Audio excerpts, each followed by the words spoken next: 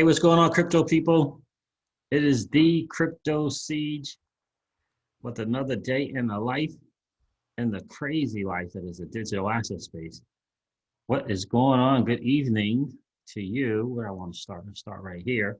Happy, what is it, Sunday night? It is Sunday night. Hope you guys having a great weekend. Hope you're celebrating with friends and family. I wanted to hop on here, do another video to share some kind of insight of what's going on. Just in the world in general with the US dollar, we're going to share some stuff there that's pretty significant. I may share a little bit of an article from Yoshitaka Katao, who's Ripple's, I think she's Ripple's senior director in Japan, a senior director of, I forget what it is in Japan. But, you know, we all know Emmy Yoshitaka because Senior Director of Ripple International Business Division, right? Because Crypto Eddie keeps us up to date on what she's doing. So I may share a little bit of that with you guys as well. But first, I want to share something that I think is hugely important to understand where we're going, whether it be the US dollar, whether it be what's going on with China and the central bank. So let's see which one do I want to cover first. Let's cover this US dollar because it is about the US dollars from Jim Rogers. So I'm going to share this as well. So guys, listen, this is your XRP Ripple daily news in around 0 to 10 minutes. So let's do this. So shout out to Haley Lennon. Thank you for sharing this. Who shared this article here. And I want to, she put this tweet out on Twitter. And I want to share it with you guys. This is a quote. Traditionally, the US dollar has been the soundest currency in the world, but tradition changes. I don't like saying it, but something will replace the US dollar. Investor Jim Rogers says century of the US dollar reign is ending. The most important question to ask is why is he saying that? And if it's true, where is it moving? What is the US doing? In place of that, what are they looking to do? What is that thing, right? So let me go over, this is from RT.com. I'm gonna share this article with you guys for just a bit. And let's go on here and see what it says. I read that already, so I won't read that again. Whoa, Jim Rogers, but here it is. The dollar is on the brink of losing its status as the world's main reserve currency. Prominent US investor Jim Rogers told RT, which is, I believe it's Reuters, something, following reports of China's plans to drop a huge chunk of its American debt holdings. Now, we know we covered this in a previous video. With a national debt of over $26.5 trillion, the US is now the largest debtor nation in the history of the world. And it's getting higher and higher every day. We used to be the greatest lender ever. And not only do we have a big time debt, we have the largest debt of any nation ever in the world. The US is now the largest debtor nation in the history of the world. And it's getting higher and higher every day, Roger said, adding that it's going to take a toll on the country's currency. Traditionally, the US dollar has been the soundest currency in the world, but tradition changes, he pointed out, referencing the fate of the British pound and the Dutch guilder, which in previous centuries were considered the most reliable currencies. I'm an American, so I don't really like saying it, but I'm afraid the US dollar is coming to its century or so of dominance, and something else will replace it. Goodbye greenback. As they abandon dollar in trade, Russia and China could create financial alliance leading Russian exports. That's another article. The dollar may still show strength next year after the current turmoil in America caused. That's just Rogers saying this, okay? Jim Rogers. The dollar may still show strength next year after the current turmoil in America caused by the BLM protests and the election is over. But that will probably be its last shot, Rogers says. The experienced investors' comments come in the wake of a report in the Chinese state-run newspaper, the Global Times, in which top local experts said that that Beijing will likely reduce its United States debt holding by 20% from $1 trillion to $800 billion amid the current tensions with Washington. China might even go as far as to sell off its U.S. bonds in an extreme case like a military conflict at war. If Beijing really decides to drop a fifth of its American debt holdings, it's going to put pressure on interest rates in the U.S., Rogers believes. Interest rates in the U.S. should be going up.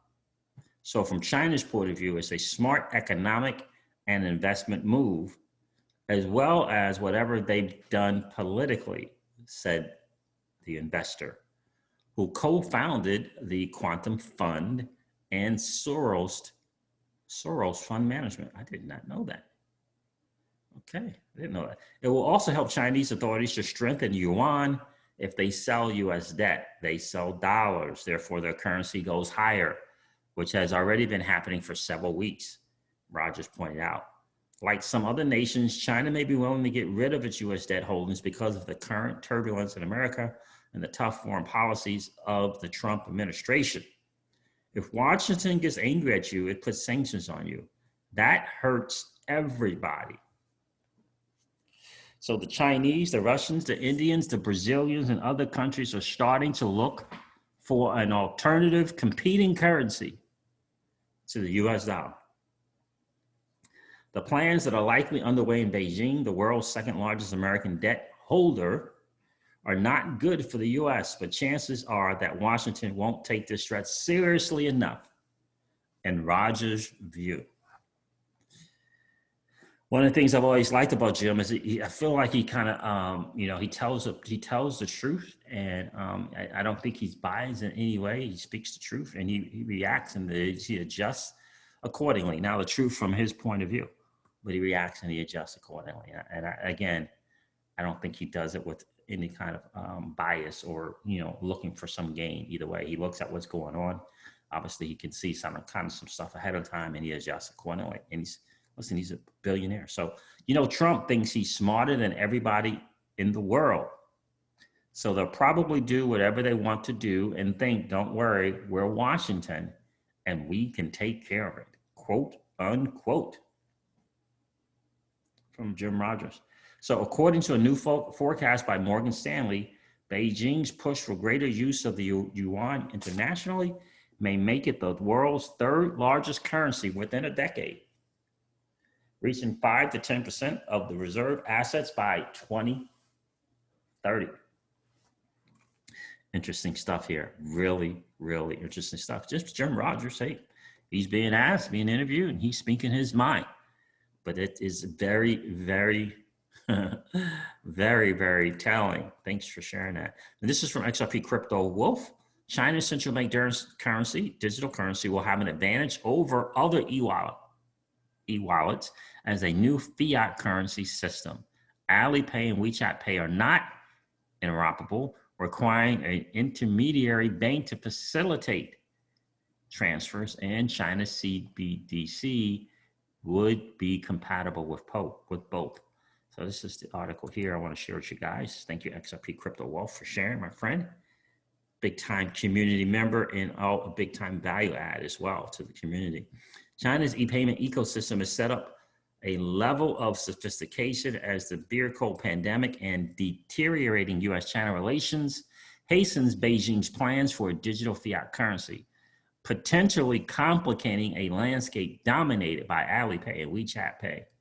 The central bank's e-yuan, called Digital Currency Electronic Payment, DCEP, would let citizens pay for goods with e-wallets, replacing banknotes and coins, and accelerating the dash by the world's second largest economy towards a cashless society. The timetable has been sped up by the beer cold and the realpolitik of US-China relations, said former IBM executive Richard Turin, who is writing a book on China's digital currency. Is that right? China already boasts more electronic mobile payments than anywhere else, with 711 million monthly active users on Ant Group's Alipay and about 800 million on Tencent Holdings WeChat Pay service. In a US $49 trillion market, almost 500 times bigger than in the United States. Wow.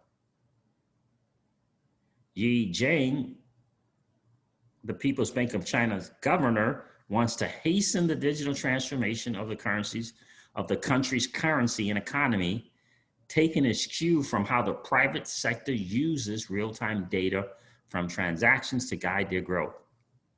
Having its own digital currency would allow China to become the world's first major country capable of monitoring economic activity in real time. For now, the central bank is keeping the details of its digital currency tightly under wraps.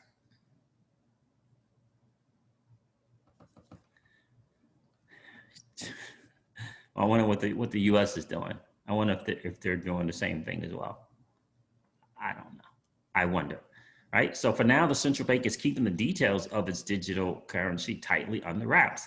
And the People's Bank of China did not respond to fax questions sent more than a week ago to its Beijing office. The PBOC's preparations comes as Ant Group, an affiliate of this newspaper's owner, Alibaba Group Holding, plans to raise about, that's right, Alibaba does own one of these US newspapers, don't they? Plans to raise about 30 billion US dollars in Hong Kong and Shanghai in what will become the largest initial public offering in history. Analysts and investors are busy assessing how Ant Group's Alipay, as well as its rival WeChat Pay, will coexist with the central bank's digital yuan. Interesting point there as well. So listen, and I wanted to bring this up because I think it's important to understand China's moving forward with some stuff, and their central bank is concerned about their central bank, right? And our central bank is concerned with what's going on here, right? And so if they're keeping things tightly under wraps, I'm sure the United States is doing the same thing as well. But please don't forget about the article I just read from Jim Rogers. His personal opinion of what this current administration is doing. And he may be right, he may be wrong.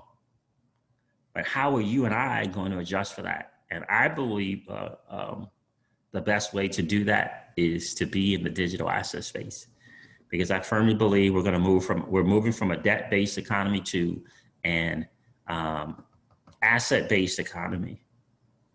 This new asset class is the digital asset space. And I think one of the best ways to adjust for what's going to happen is to own assets. I truly own digital assets. I truly believe that it's a new asset class. Will owning real estate be valuable at some point again? Yes, of course. Digital assets is a new asset class. And so for the average Joe and Jane, having equal access to get Ethereum, to get Bitcoin, to get XRP, to get Cardano and EOS as anyone else, that is massive as a new asset class. And there's a reason why there's a digital currency group. There's a reason why people like Draper and Novogratz are in this space, big time, hugely successful people. They get this new asset class, and there's a reason why they hold and have a portfolio of assets, right? Especially the digital currency group. Got to think about that. Got to understand that we are moving to the digital dollar, but that's just the digital form of fiat, right? It's just a digital form of fiat, right? And so I listened to some earlier today, I believe it was on BK's channel, and he was sharing a video from a presentation. It looked like a Ripple presentation. And it was something that I think is so very, very important to point out for us as XRP hodlers. And that is that XRP is looking to complement and speed up the velocity of money in fiat dollars. It's looking to complement fiat dollars. And even if those fiat dollars are in a digital form, it still works as a bridge currency. It still works as a form of liquidity. You understand that? That's the genius behind what Ripple is doing with XRP.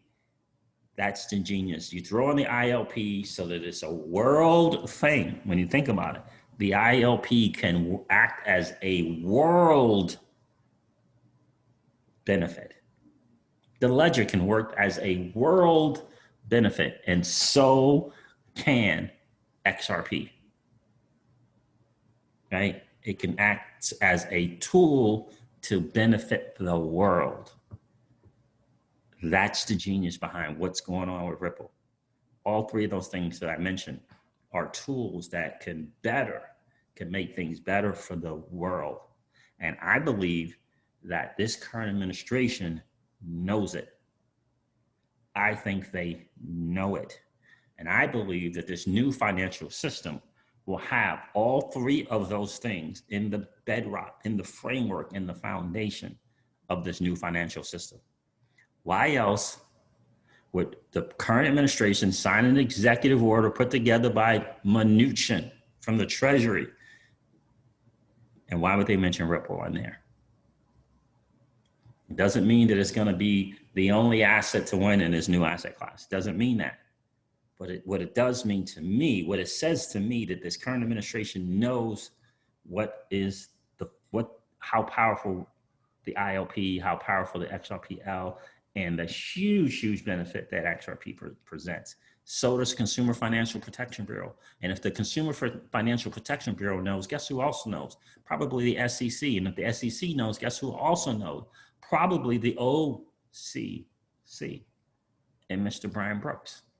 Certainly Mr. Giancarlo, the guy who's the co-head and chair of the Digital Dollar Project, certainly he knows about it. So do the people from Accenture, and so do the people from Volante.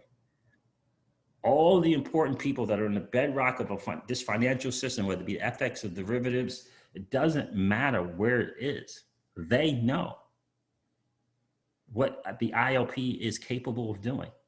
Make no mistake. Your neighbor might not know, but they know. The people from BNY Mellon, they know, right? Mr. Yoshitaka Kitao and that consortium of banks. You think he's just keeping the power of Ripple and the ILP and the XRPL legend, XRP to himself? Of course not. They know as well. And then the bottom line to it all, again, that ushering up to the front of the room that this current administration loves to do, in my humble opinion, they love to do it. Usher up this good old US of A, American company to the front of the room in all of its prowess. They're going to, again, in my humble opinion, they're going to sing from the rooftop all things Ripple. In my humble opinion, I don't know if it's going to be Mnuchin. I don't know if it's going to be the Don. I don't know. But I believe someone is going to sing from the rooftops. Is there a chance that it's going to just be all backdoor and no one is ever going to know that the ILP is being used? Yes. That the XRP ledger is being used and that XRP is being used and no one knows? Yes. There is a chance of that.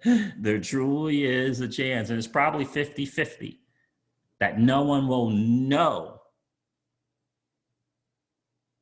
It's probably a 50-50 chance. I'm believing they're going to get, their name will be sung from the, shouted from the rooftops. I'm believing that.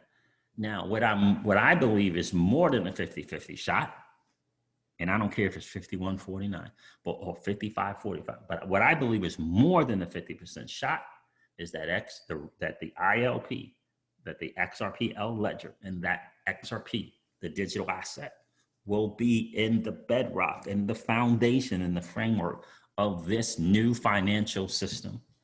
I believe it's more than a 50% shot of that. The genius behind XRP is it can be used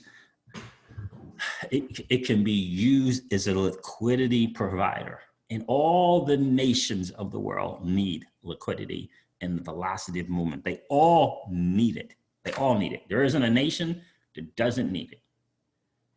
It's not just the United States fiat currency that is in trouble. It's not. It's also Japan's. It's also the EU's.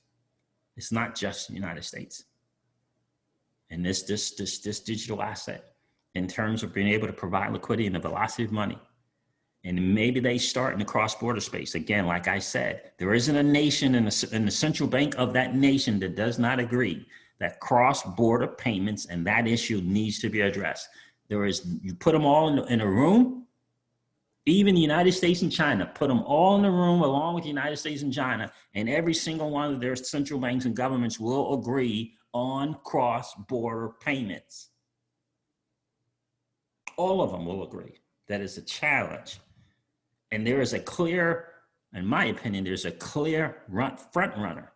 Now, they may not all agree on who the clear front runner is, but they all are familiar, right? At least most of them are familiar with Ripple, the ILP, the XRP ledger, and XRP. I firmly believe that. Do you not think that the central banks of the world and the nations of the world, you think they pay attention to what the WEF says?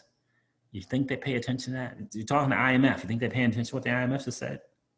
All of those things, all those three things I just mentioned have mentioned Ripple and the genius behind whether they're talking about XRP or whether they're talking about the XRP ledger. They all mention it. All of those places. UN, they all mention it. So if there's something that the nations and the central banks and their governments can all agree on is cross-border payments, perhaps that's the one that they begin to implement first in terms of utility with XRP and the ledger and ILP. Perhaps that's the one. Perhaps. And can it be deemed systemically a systemic good?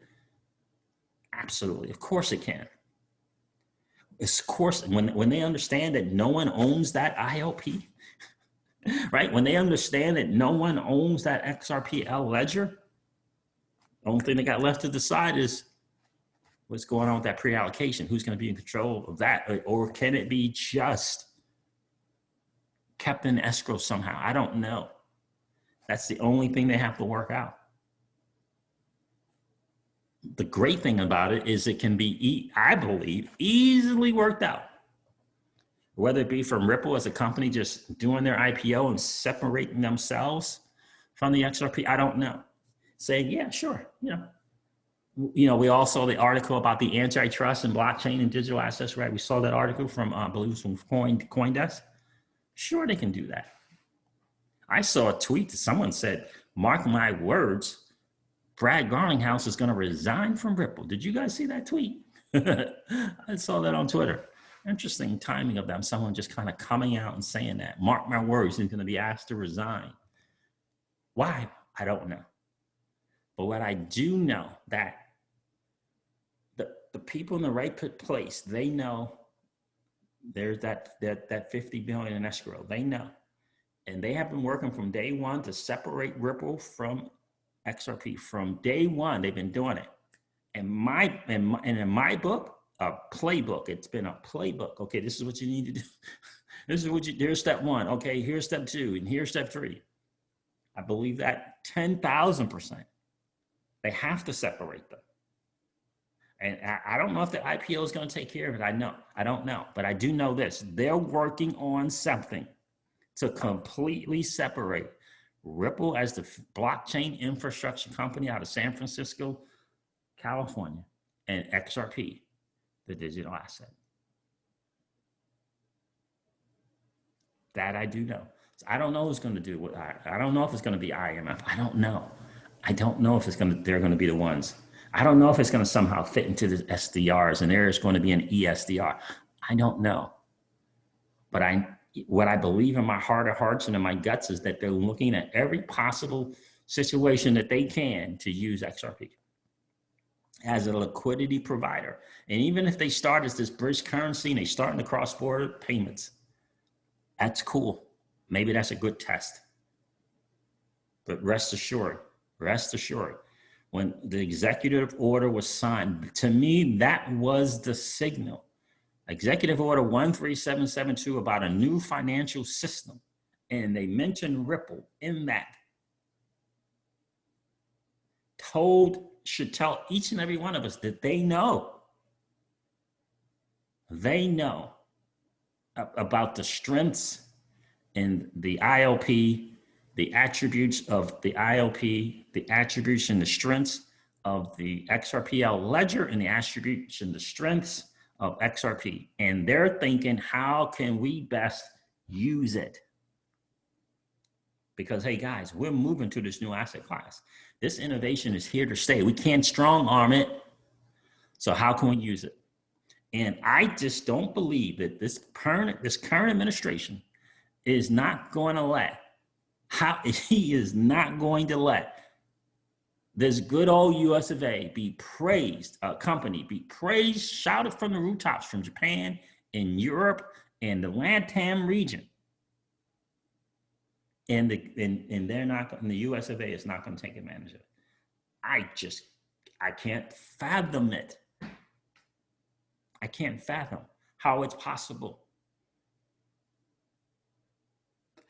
Just isn't another company out there that is better positioned to say, yep, the US of A's technology in this new asset class, the best technology in this new asset class comes from the US of A.